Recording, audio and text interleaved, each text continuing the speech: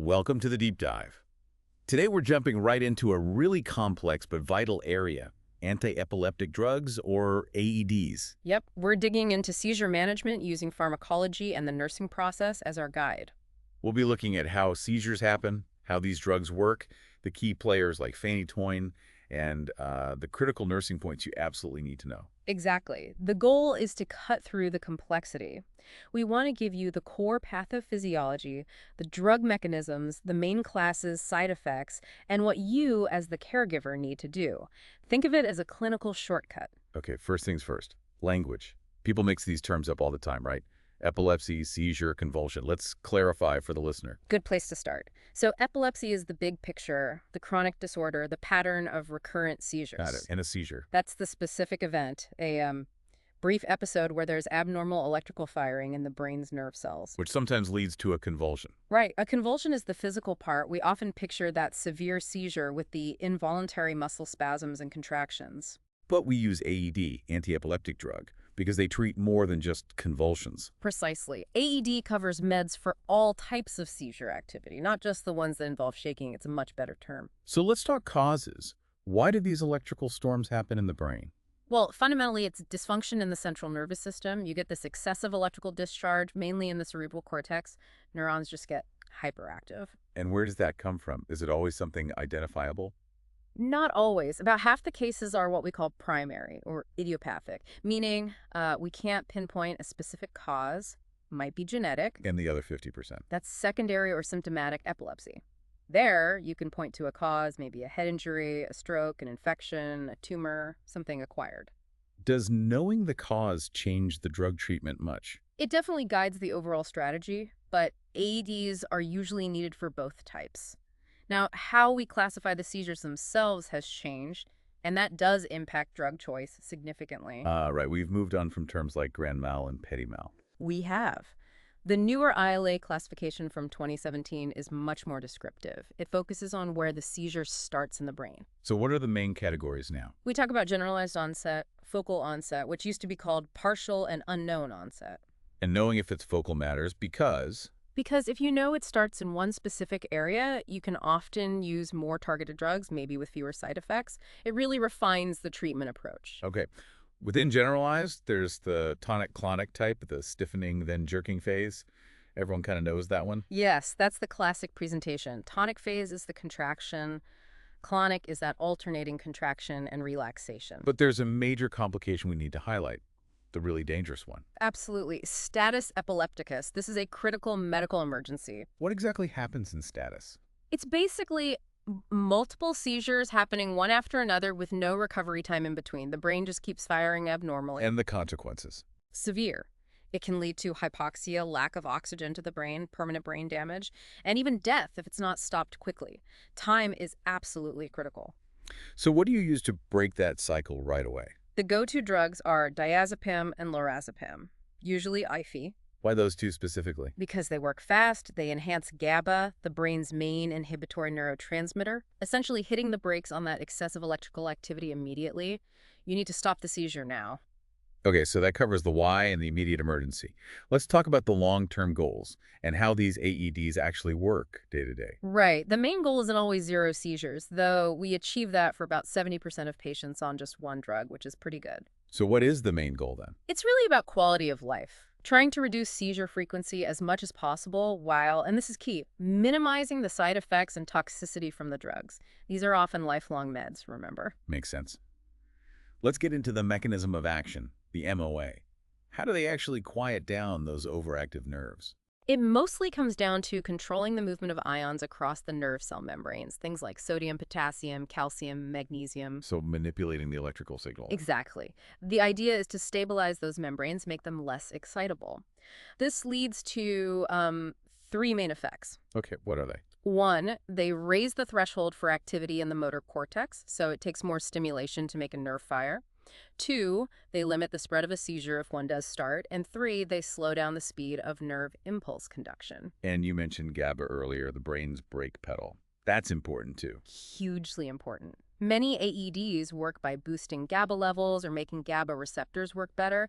It enhances the brain's natural inhibitory system to counteract the hyperexcitability. This delicate balance, the way these drugs work, it seems like getting the dose just right would be critical. Absolutely. Which brings us straight to therapeutic drug monitoring, or TDM. It's essential for several key AEDs. Why is TDM so vital here? Because many of these drugs have a really narrow therapeutic index. That means the difference between a dose that works and a dose that's toxic or doesn't work at all is tiny. So you need to check blood levels regularly. Yes. For certain ones, we have established ranges we aim for, like phenytoin, it's usually 10 to 20 micrograms per ml. Phenobarbital is 10 to 40, carbamazepine 4 to 12, valproic acid 50 to 125. What do those levels tell you? Well, if the level is too low, it might mean the patient isn't taking the medication correctly or the dose isn't high enough. If it's too high, there's a serious risk of toxicity, and you need to let the prescriber know immediately. You mentioned the narrow window. Does that cause issues with generic versions of these drugs? That's actually a really significant concern flagged in our sources. Professional groups have raised questions about whether generic AEDs are always truly bioequivalent to the brand name ones. Meaning they might not be absorbed or work exactly the same? Potentially, yes. So the practical takeaway for you, the caregiver, is if a patient switches from a brand name to a generic, or even between generics, you need to be extra vigilant. Increased monitoring, watching for any change in seizure control or new side effects is definitely warranted. Okay, that's a crucial point. Let's dive into the specific drug classes now, starting with the older, traditional ones. The hydantoins, particularly phenytoin or dilantin. Phenytoin, a classic first-line drug, but notoriously tricky to manage. What makes it so tricky? Well, first, the side effects. You can get lethargy, confusion, cognitive slowing.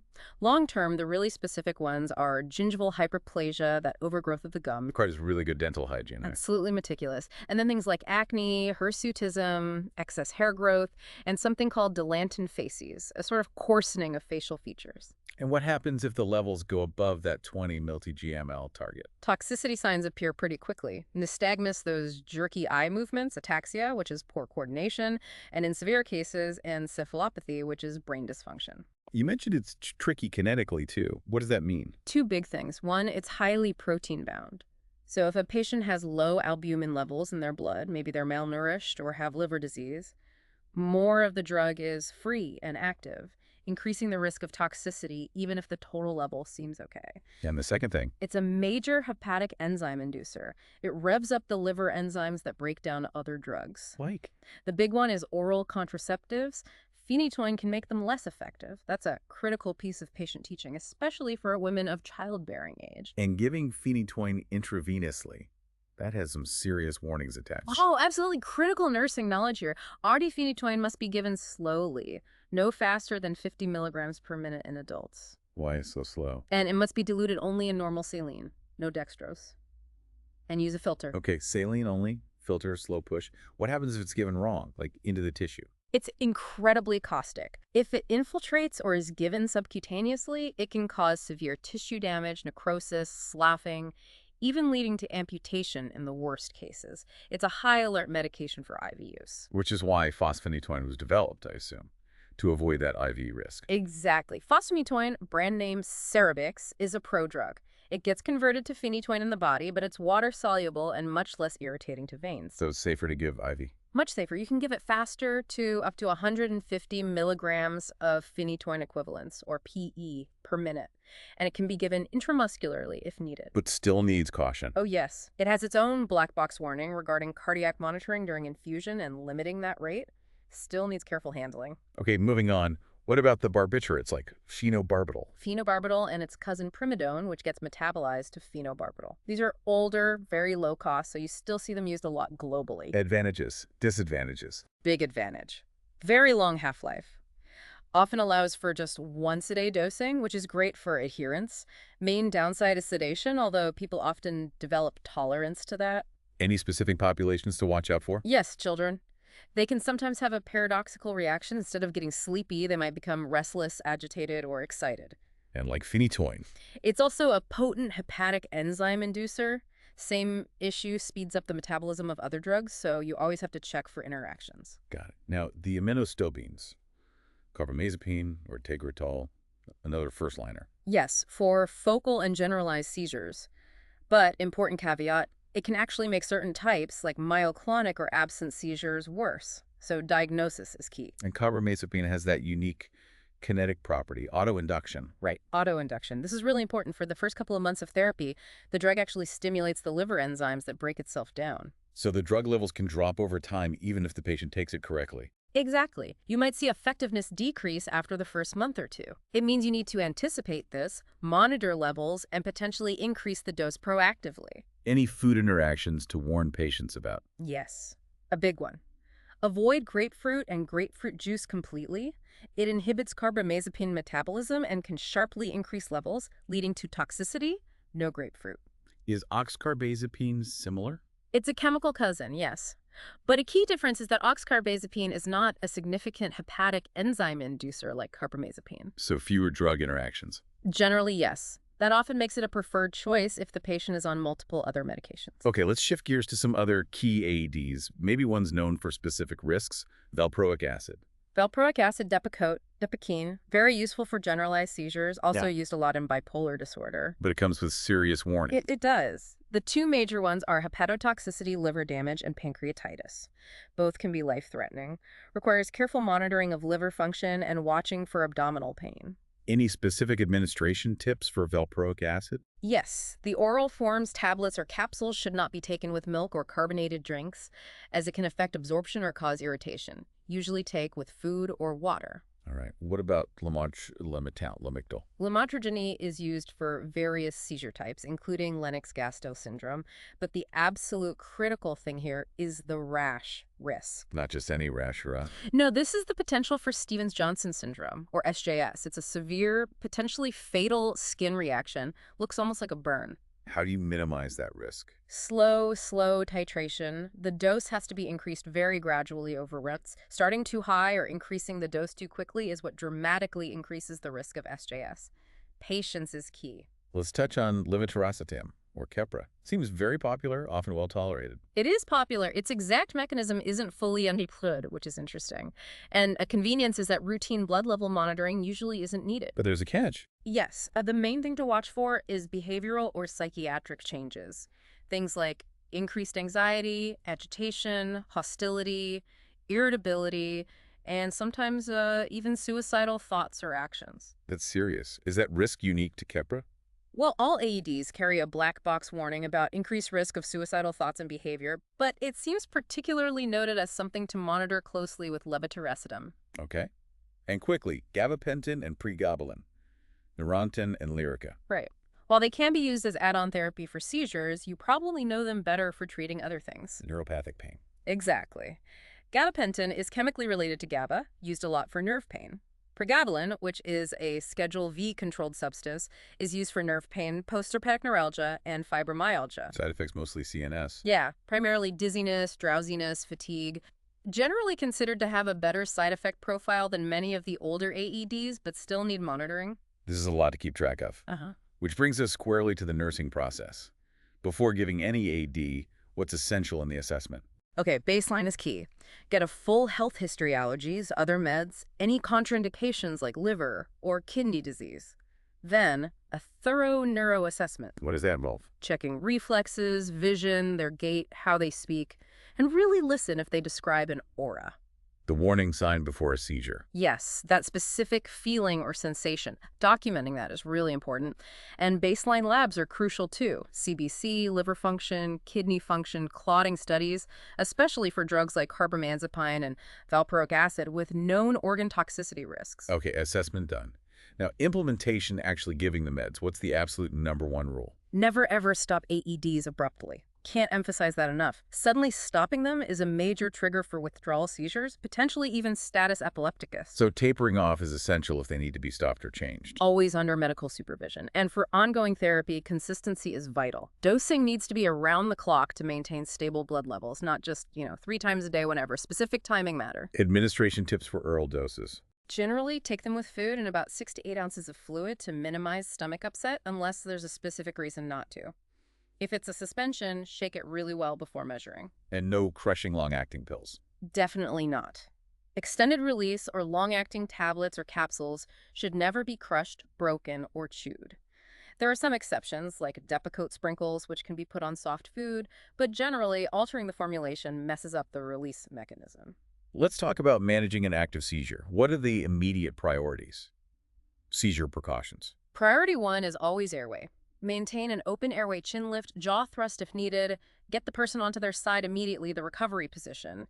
This helps prevent aspiration if they vomit. And the thing not to do. The myth we need to bust. Do not try to force anything into their mouth. No tongue blades, no fingers, no wallets. You can't swallow your tongue. That's a myth. Trying to pry open a clenched jaw is likely to cause injury, broken teeth, bitten fingers to both the patient and you. Just protect their head and let the seizure run its course while ensuring the airway is clear. Okay, crucial safety point. Moving to patient teaching for long-term management and safety at home. What do female patients need to know? This is high-stakes counseling. First, because many AEDs can potentially cause birth defects, teratogenic effects, any woman of childbearing potential needs to talk to a provider before planning a pregnancy. It's crucial. And the birth control issue. Yes, because those enzyme-inducing AEDs like phenytoin, phenobarbital, carbamazepine can make hormonal contraceptives less effective, you absolutely must counsel them on using reliable alternative or barrier methods of birth control. An unintended pregnancy while on these meds carries significant risk. What about general safety advice for anyone on AEDs? First, that black box warning again. Report any suicidal thoughts, deepening depression, or unusual mood changes immediately. Avoid things that can lower the seizure threshold, mainly alcohol, but also excessive caffeine and smoking are generally discouraged. And practical tips for around the house. Think about reducing risks. Maybe using an electric stove instead of gas. Putting heat control devices on faucets to prevent burns if they have a seizure while washing. Not locking the bathroom door. Ensuring supervision during activities like swimming or bathing. Little things that improve safety. And wearing medical ID. Absolutely. A medical alert bracelet or necklace stating they have epilepsy and are on AEDs is really important in an emergency. Finally, evaluation. How do we know the therapy is working? Success isn't necessarily a complete cure, remember, it's control. Therapeutic response means seizure activity is decreased or hopefully absent, but you're constantly monitoring any changes in mental status, mood, affect, coordination, vision. Those need follow-up. So we've covered a huge amount of the basics of seizures, the mechanisms of AEDs, the major drug classes like hydantoins, barbiturates, iminostilbenes, valproic acid, and the newer agents, plus that vital nursing process piece. Yeah, from the acute treatment of status epilepticus with diazepam or lorazepam to the long-term management challenges like phenytoin's kinetics or lamotrigine's rash risk and those critical IV safety protocols. It really underscores the need for vigilance. It does. So here's something for you, the listener, to think about. We talked about the narrow therapeutic window for many AEDs and the concerns about generic bioequivalence. Given all that, what practical steps should you take? What increased vigilance is needed when one of your patients is switched from a brand name AED to a generic? How do you best ensure their continued safety and seizure control during that transition? Something definitely worth considering. We hope this deep dive provided you with the clarity you needed. A warm thank you from the Last Minute Lecture team.